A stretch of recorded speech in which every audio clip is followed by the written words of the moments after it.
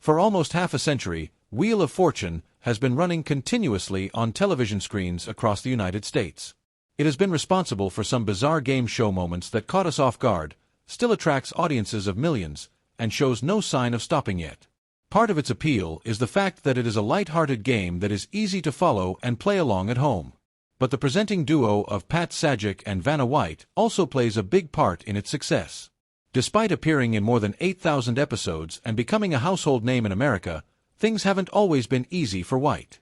The female presenter on the game show has had more than her fair share of tragedies and dark times throughout her life, many of which happened while she was appearing on Wheel of Fortune.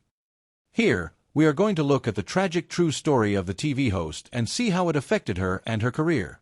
Vanna White's parents divorced at a young age. A common but still often tragic event that can occur in any young child's life is the divorce or separation of their parents. It can be a difficult time for kids who may blame themselves or are unsure what is happening. Yet that was the situation that Vanna White found herself in during her childhood. Born in 1957 to Joan Marie and Miguel Angel Rosick in North Myrtle Beach, South Carolina, White's parents divorced while she was still young, with some sources suggesting she wasn't even a year old at the time of the separation.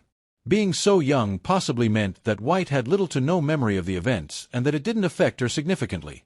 After her mother remarried, White formed a close bond with her stepfather, Herbert Stackley White Jr. She eventually adopted his surname as her own, dropping the family name of her biological father, which is Spanish and Puerto Rican origins, and continuing to live in North Myrtle Beach with her mother and stepfather.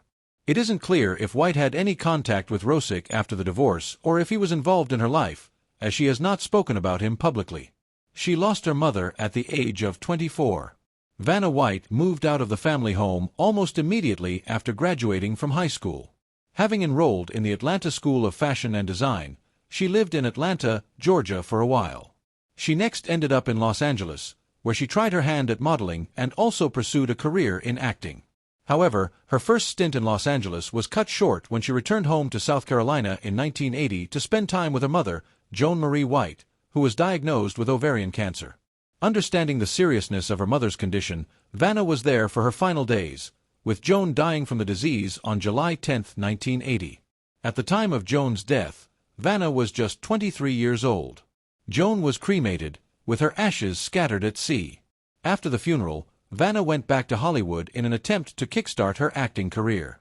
Vanna White struggled to find work as an actor. Despite now being one of the most recognizable faces on television, Vanna White struggled during the early parts of her career to make it in the world of entertainment.